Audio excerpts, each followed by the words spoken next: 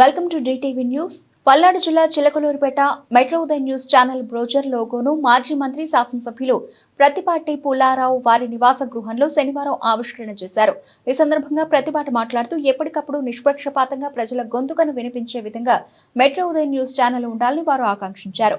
Channel యాజమాన్యానికి పల్నాడు జిల్లా బ్యూరోగా news channel బాధ్యత తీసుకున్న తుర్లపాటి వెంకట నాగేష్ కు ప్రత్యేక అభినందనలు తెలియజేశారు. కార్యక్రమంలో పలువురు ప్రజా సంఘాల నాయకులు, పాత్రికేయులు పాల్గొన్నారు.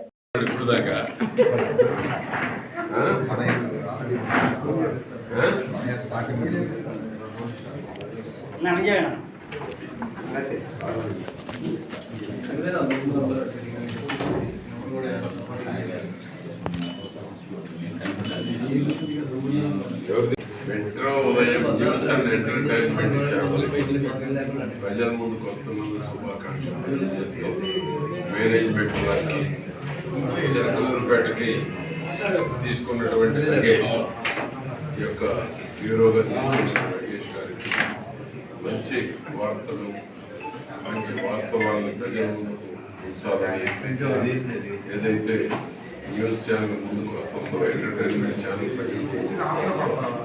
Qualitative work,